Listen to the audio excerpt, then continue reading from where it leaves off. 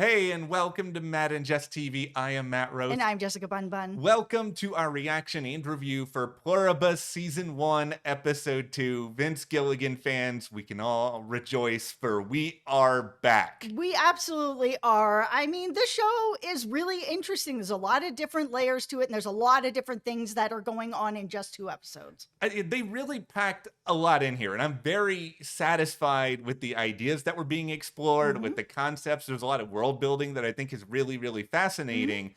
But then we also need to take a little bit of a breath here. And here's the comparison I'm going to draw with a lot of the internet discourse over the last 24 hours with this show. There's a lot of people who have gone to a buffet here and they keep eating and eating because they're so hungry. They're so desperate to dive headfirst into this content. Nobody is being like, you don't need to go back to the buffet line yet. You still have stuff on your plate here with this show. And I think we could all use a little bit of someone telling us to slow it down. Yeah, I mean, everyone out here is like, it's a masterpiece. It's better than Severance. Polygon. It has been 2 episodes. You need to settle down. Like, it may end up being better than Severance, but it's not better than Severance yet. It is 2 episodes.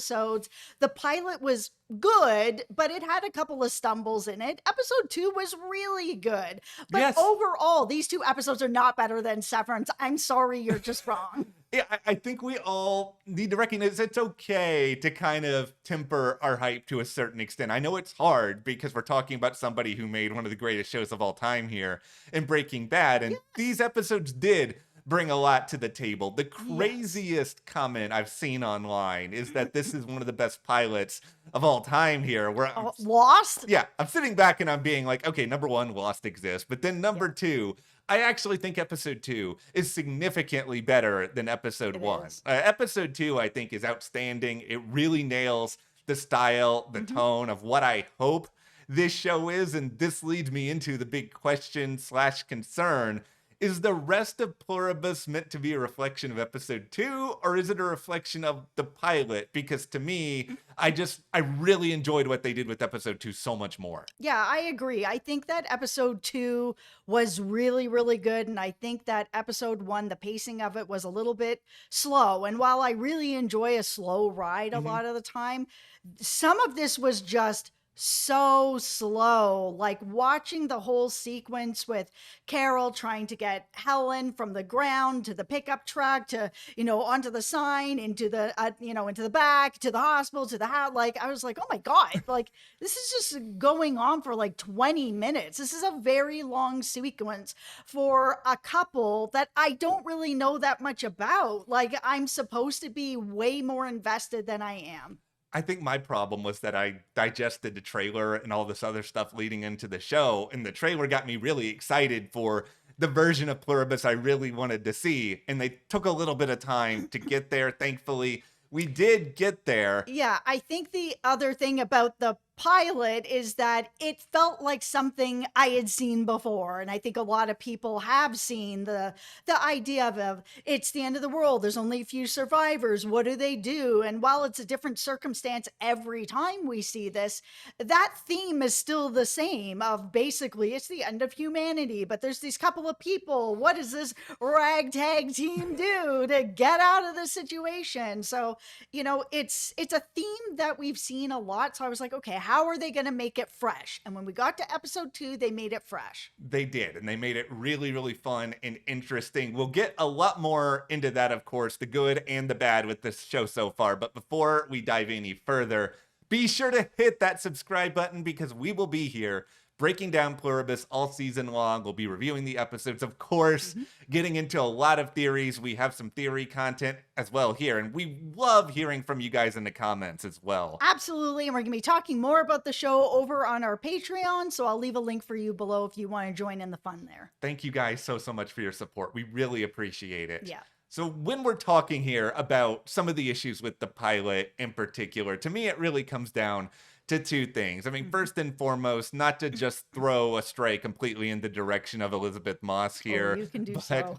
there was a lot of Elizabeth Moss directing The Handmaid's Tale vibes happening with the premiere of Pluribus, where it did feel like we had all these really long, drawn out sequences just to explain something that could have been explained in, I don't know, a postcard, a post-it note, something you just stick on the refrigerator. It just kind of took me out of the world of the show a little bit. And then beyond all of that, I feel like it took Vince some time to kind of figure out what the style here was going to be, because there were these long drawn out sequences with no music, very limited sound, and it was Mhm. super reminiscent of Better Call Saul. And obviously Better Call Saul is an amazing show. I mean, Amazing. I actually think it's better than Breaking Bad, but that's neither. Samesies. Oh, look at that. Look Yeah. at that. But I just felt like I don't want to be thinking about Better Call Saul while I'm watching Pluribus. I want to be thinking about this world, especially because Vince has already said this is not connected to the Breaking Bad No. universe in any way. We don't have to theorize about that. I just wanted this show to stand more on its own. And I think once we get to episode 2, and to an extent the end of episode 1, it really finds its footing and it starts to become really weird but fun and interesting. Yeah, I mean, it is definitely very weird and interesting, sci-fi, all of those good things. But Yeah. tinfoil hat, this show is about love, and Oh, okay. a lot of it comes down to what Carol does for a living. So we know that she's, really miserable. She's this romance writer. She hates what she's doing, but she does it for a paycheck, all that kind of stuff. But Yeah. you weren't always making money doing this. So your first book that you wrote about, this pirate romance love story against all odds, these people came together, that was out of passion. Like, Hmm. we're both writers Yes. here at the channel, and typically you write about things that interest you, Yeah. things that you're passionate about, things you want to learn more about. I don't think that she just decided, what, I'm going to do this pirate romance story because I know it's going to make me money. Because as a writer, any writers out there, you guys know what it's like. It's like Yes. a lifelong struggle to get books out there, plays out there, movie scripts, whatever it is. And sometimes you never do. Yeah. So you usually start with, I'm writing what I'm passionate about. So Yeah. I think that deep down inside, she was really passionate about this, but because she felt like societal pressure that she was, she couldn't put out that it was going to be a female pirate, that she felt like she had to conform to one of us, and she decided to make that pirate a man, and it broke her soul and her romantic soul. And because of that, now she's kind of in this interesting situation where her partner Helen is gone and dead, and now we've got Zosha out here, which is such a great name. Yeah. It is the name of my cousin out in Poland, so peace out here. That it's just, now she's got Zosha here, who looks like the pirate, exactly what she wanted this pirate to be the whole time. And here they are, living, breathing, being like, anything you want. We are here to give you what you want. And now they are the collective one of us, one of us. And I think that the story is really going to be, especially when we saw Carol get off the plane and stop the plane to sort of save her, that I think it's really going to be just about the human condition and love and romance, and that idea of like, okay, can this person who is now part of this collective, the person is still in there. So is there a way to break them out of the one of us and come over to, the 13 of us that are still here, that are still thinking for ourselves? Or am I going to have to give up again something about myself to be with somebody? And I think that is going to play out over time. I think this is really smart, and I think there's a couple of Oh. really direct pieces. Yeah, go ahead, applaud you. yourself, because there is direct evidence that this may I be love true. love. First of all, who doesn't love love? Also, Vince has said, like, go back in a time machine long before we'd ever seen any footage of this Okay, show. oh, beep, bop, bop, bop, boop. Okay, we are back in time. All right, back in the past here, Vince had talked about his next project after Breaking Bad and Better Call Saul, and he had mentioned explicitly that while there would be sci-fi elements, it was a show about humanity. I don't think we're going to be diving into something that is super complicated and science-y, that we're going to have to try to explain all these terms. I mean, rest assured, we're still going to talk about what happened to all these people, Of but course.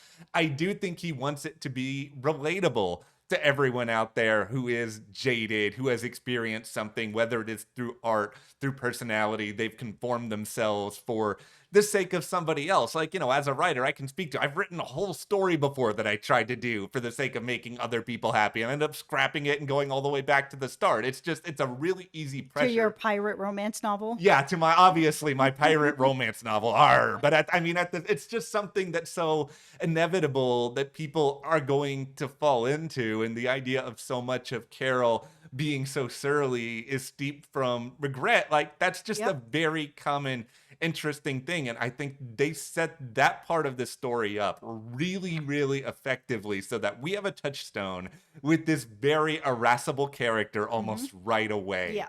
And then beyond all of that, I think they also set up, because anytime you're doing like pseudoscience fiction, you need an element of rules. And you talk about how Zosha takes on the appearance here of the female version of Ravana. Like, they did a great job of explaining why. That briefly Helen had joined the One of Us collective before she died. Therefore, that information was passed along. So it's okay.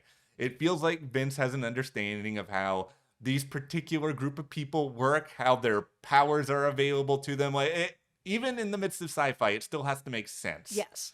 I'm really, really happy, at least so far, with what they've been able to do there. Yeah. Now, another tinfoil hat time. Oh, okay. Mine's already on. All right. Further tinfoil. Okay. What is actually going on with, I don't know what we want to call them, because we can call them aliens, but at the same time, are they really aliens? Yeah, okay, there, Jack Abbott from The Young and the Restless. You're going to be on here on the TV being like, we're not aliens. It's like, are you not aliens? That's the thing. They've given us like this sort of set of rules where they're like, oh, we can't kill. We can't kill anything. Oh, you wanted a lobster, but the only lobsters that are around are all still alive, so sorry for your luck, sort of thing. It's like, okay, so that's not something, but is that actually true? Like, I don't know how much to believe, right? So when he's like, Davis is like, oh, well, yeah, we're not aliens. Are you not aliens? Because it feels like this isn't something that was created on Earth, is it? I don't think so. My only question is just, we spent all this time with facilities at the start of the show, but at the same time, we never saw anything directly being created that was ever correlating with this. Yeah, I mean, they had like this sequence that was like 600 light years away or whatever. So, I mean, it was something that wasn't there when they were going through this. It wasn't on Earth, but they were getting this transmission. So, aliens? I'm fine with aliens, man. I love aliens so much. Please be aliens. I love aliens. Now, I'm going to do sort of a combo platter of aliens mixed a little bit here with robots. So it is very important that I note here, we are recording this on November 7th. So all fans of the Mass Effect universe, this is in 7 Day, a celebration of Mass Effect. And there we go. Okay, trust me, there is a reasoning to why I'm saying this. So in the Mass Effect universe, there is this race known as Degeth, which are synthetic beings which are created by another race, but kind of like what's going on here on Pluribus with the One of Us collective, they do have this shared intelligence where information is passed through all of them. Now, the key differences between Degeth there and what's going on Pluribus is Degeth are basically trying to destroy a lot of organic life in the universe, sort of like an I can be the only one kind of phenomenon here, a revenge path, whereas here, we're seeing that they don't want to seemingly destroy anything, but it's kind of an interesting parallel idea where I'm thinking a lot about,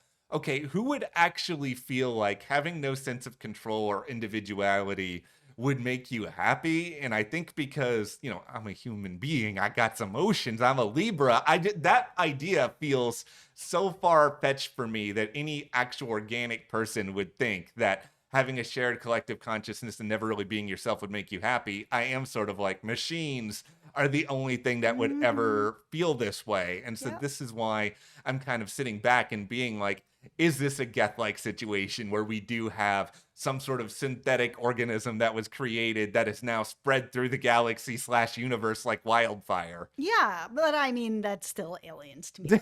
Let's go. I think the other thing, though, I am kind of struggling a little bit about here is that if this is really light sci-fi or about the human condition, I don't know if Vince Gilligan is spending all this time thinking about get there are other alien species out there, that maybe we're actually going in a different direction here Mhm. in the leftovers, where it really doesn't Mm. matter what the answer is, and maybe we're not going to get a real answer on what that is, because ultimately what actually matters is Carol and what she goes through and how she goes about trying to reverse all of this. Okay, let's talk about the clock countdown, Yes. because there was this huge countdown clock that was like 400 and something days. Like, it was Yeah. so long, the amount of time that was like counting down until we finally got to this, it's unleashed and everybody's kissing everybody and dying and coming Yeah. back sort of thing.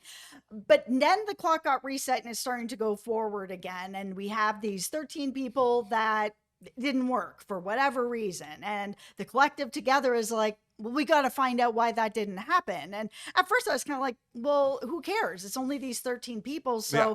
why not just kill them and move on? And then when they were like, okay, well, we can't kill people, it made me feel that the clock going forward now it's the same amount of time that it was that we started to where they were able to transfer over to now moving forward. They have that amount of time to turn these 13 people around, figure out why this isn't working. And if they don't reach that goal, I think they all die. This also makes sense because we all know, at least all of us who watch the Breaking Bad universe, Vince Gilligan loves visual symbols. Like, there were huge things. There were probably millions of hours spent discussing color theory with Breaking Bad. And I think here, time seems to be one of the ideas that Vince is playing with a lot, which is, what can you do to alter your fate in a certain amount of time? And the amount of time that Carol has spent on her creative work, we have seen what that how that all happened for her. And then we've seen, ever since the quote unquote invasion began, how quickly the entire universe really changed here. So it's just that something this massive can turn the world on its side in a blink. And for Carol, somebody who, life has not come easy for her, it's kind of inevitable that nothing is going to happen quickly. And this is going to take time, but how much of it? The other thing that's very interesting about Carol and what's going on is that when she gets very, very angry, people die. Like, Yeah. part of the collective dies. So she has this huge freak out at Zosha, and then all these people end up dead. And she's like, how many? 10, 100, 1,000? And she's not answering, but even at 1,000, that was enough for Carol. And later she learns it's 11 million. So for her, she being the most miserable person on earth, Yeah. and being this angry and not able to really control her anger, I mean, she could wipe everybody out. Like, if this is a situation, like, I'd be kind of sitting back and thinking about it, I'm like, okay, she's got her humanity. She doesn't feel good about taking people out. She wants to find another way to be able to bring the people back. But it's like, okay, if these people are trying to take over her, at what point are we going to get to Carol deciding, you know what? I need to just do this and take everybody out, because if I don't, then I can't just start the world again like Earth abides. I do feel like that is a good call. And I do think that that's something the show is probably going to explore at some point, which is Carol is facing all these different paths. One of them is, do I just try to wipe out everybody? Another one is, do I try to find my own happiness? And if I end up finding that, is it going to cure this perpetual happiness for everyone else? But maybe that is a little bit too, I don't know, the fairy tale route of things where you kiss somebody and then they magically come back to life. It just feels like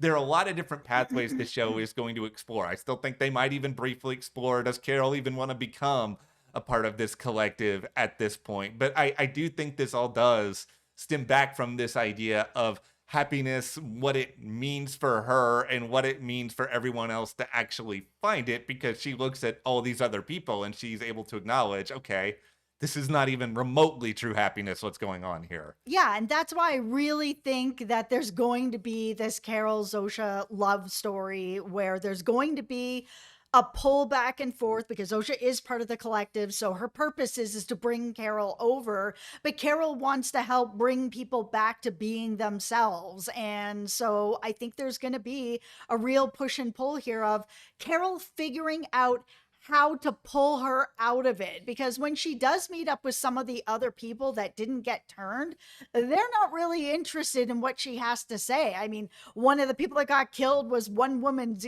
grandfather. One woman is just like, I want this. I want to be one of them. I want to be with my family. So like, I'm just waiting it out. And then we got this other guy who's just like, I got 18 supermodels and I'm flying around on the presidential jet here. Like, I feel like I'm doing okay right now. I don't really want to be part of this. That Carol is going to really be on her own here with this, trying to figure out, how do I help bring people back? And I wonder if there does become this like real intense romantic connection, that it might be something that can pull Zosha out of this, where, yeah, she has happiness, this collective happiness, Yeah. but there's like a real happiness that fills your soul, and the collective doesn't have a soul. I don't think they have a soul. I don't think they have a soul either, which, is hilarious. Once again, Gethline, does this unit have a soul? But no, I really think that the character of Zosha is incredibly important, because there is this moment when she is presented with this choice near the end of episode 2 as to who she wants to go with. And there is just a beat where there's a pause in there. And this could be, I don't know, the computer is processing, or it could be that the real Zosha underneath there is actively trying to fight against this programming, and it actually takes a little bit of time for this to properly reset. That's what it felt like. That was the moment that I had that tiny bit of hope, that I was just like, maybe Carol can find ways to start pulling people out. There might be a way. And it might just be, the computer process. And we've seen that with her as well, where she's asked a question, she's asking the collective in her mind, and then is coming back. So it's